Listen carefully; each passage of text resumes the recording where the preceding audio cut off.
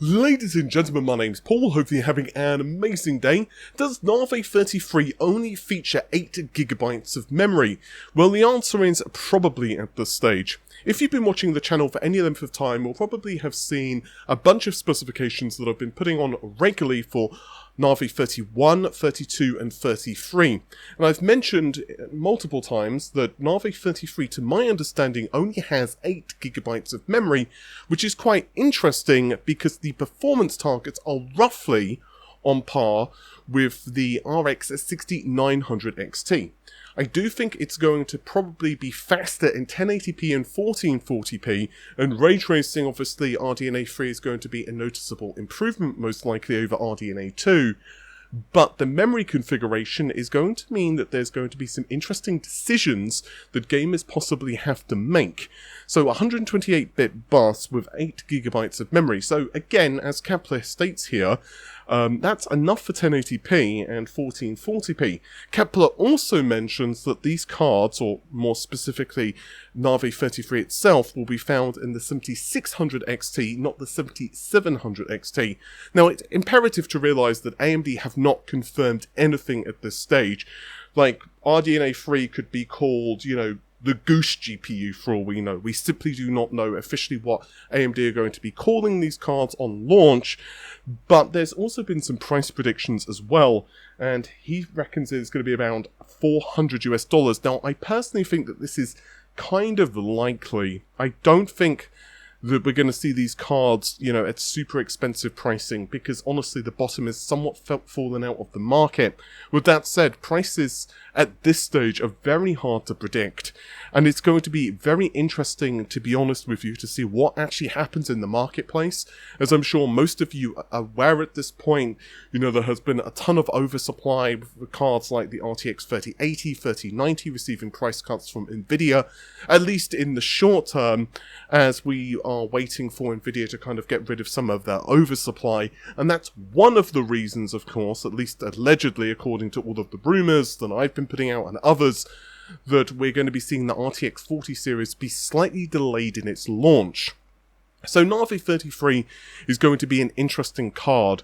To my personal understanding, it will launch after Navi 31. So AMD are basically going to launch the highest end SKUs first, then 33, and then the mid-range later, probably early next year at some point. But, yeah. I'll be very interested to see how Navi 33 fares as well in mobile. Because, as you can see from the on-screen, numbers, mobile, it should actually be pretty energy efficient, and it should also mean some very interesting configurations that AMD can put together with its various mobile SKUs.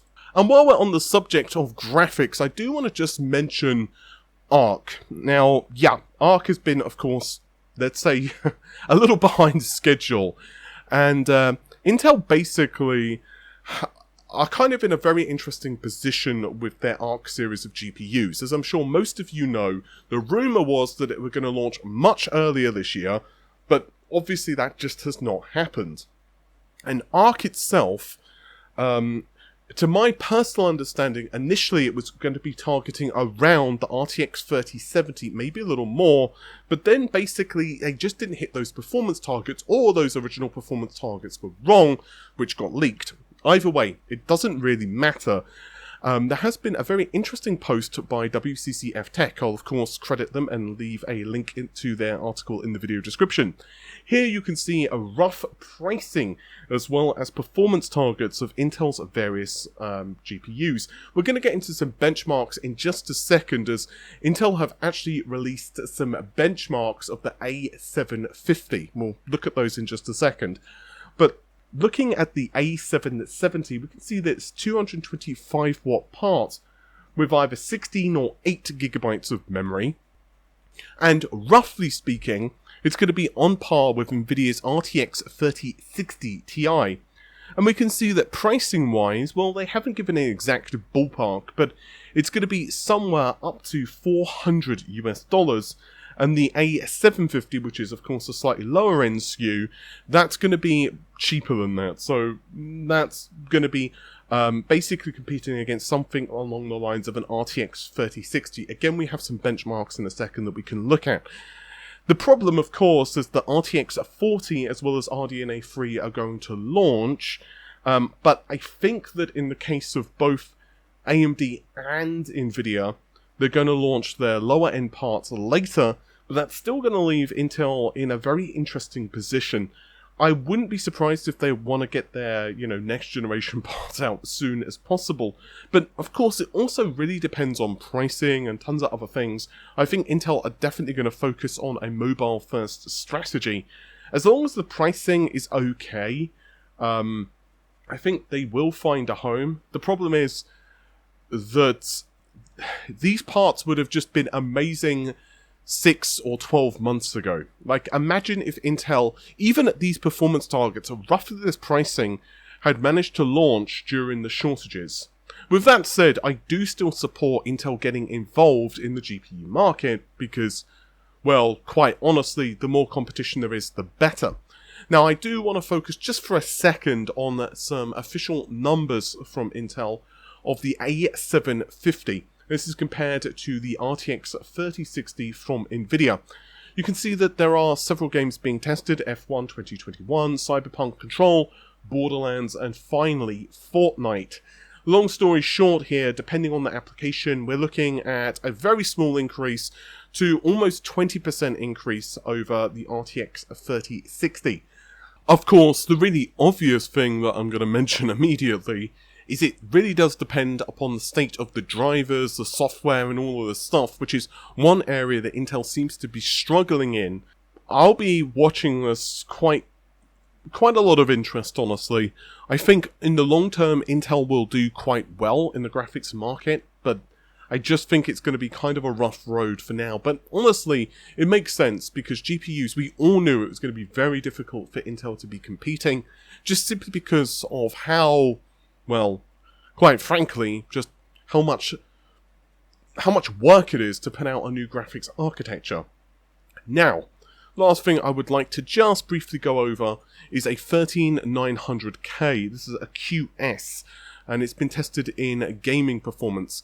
I will leave a link to the billybilly.com article, as well as Harakazi and also Hassan on Twitter, as they have basically done a write-up which gives some indication of how the 13900K QS does. Now, I want to stress that this is not final performance. So, if in a couple of weeks' time there is another benchmark and it basically shows that the power consumption figures have reduced considerably or that the performance has trebled, then, that's just kind of what you would expect. But let's just really briefly start with everyone's favourite thing in the world, power consumption.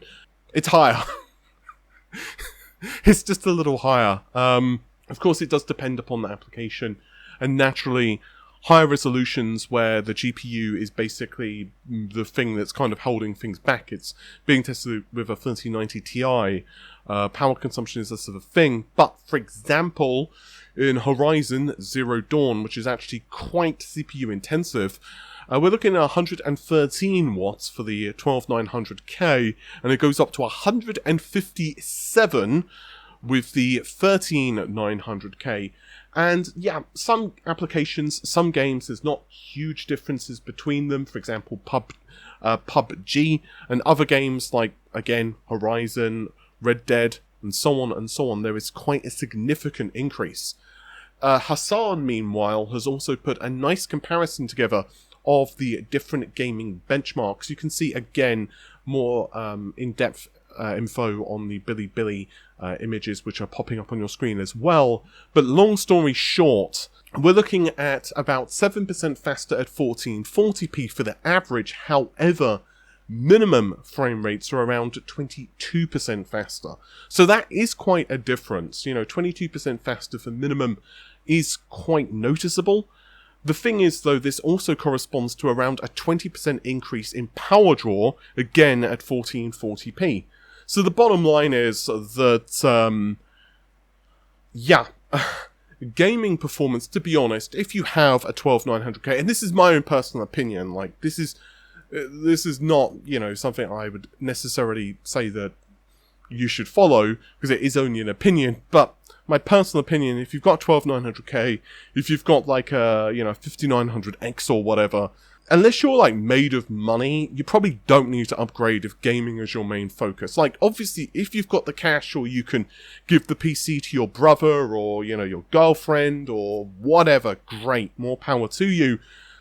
But I think this next generation of products, and I say this from the perspective of Zen 4 as well, which is a great product, don't get me wrong, it's shaping up to be really cool, but, I think, to be honest with you, GPUs are just going to be the thing which gives you the major boost. Like, the 12900K to 13900K, again, if you've got the money, and, it's just burning a hole in your pocket, and you just love upgrading hardware, sure, feel free. Or if you need, the extra performance for other things, then again, feel free.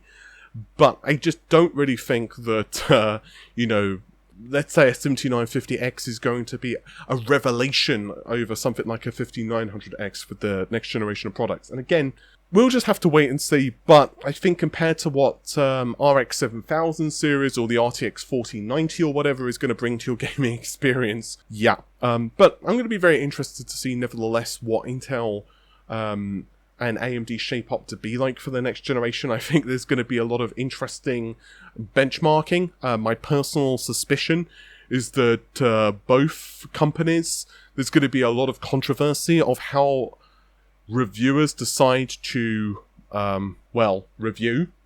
And that, of course, is all of the normal stuff like, memory configurations and power limits and God knows what else. I'm sure that there's going to be there's a crap ton of BIOS updates from everyone as well, especially for AMD. Obviously, a completely new platform as well is going to mean, well, let's just say I think it's going to be an interesting couple of, maybe not a couple of months, maybe 6 months or so as all of the different optimizations and all of that stuff start popping out. With that said, I am going to let you all go. Apologies for sounding a little off for this video. As some of you may know, I have been a little sick, and yep, I caught the Rona again. Not much really to say about it. I was absolutely just kind of wrecked the last couple of days. I'm still not 100%, as you can probably tell. I'm a little out of it. I actually thought I had allergies on, Tuesday and Wednesday. Like, Tuesday I felt okay, it's just a little sniffly. And then Wednesday I was like, oh, okay, these allergies really suck. And then Thursday, Friday, I had really unpleasant symptoms, let's just say that. Kind of funny thing, my friend who was out with me, he also got it as well. So I don't know exactly where we caught it, but yeah, we both got sick, and oh well. So I'm okay though, absolutely, nothing to worry about. I'm over the worst of it, so hopefully the next couple of days.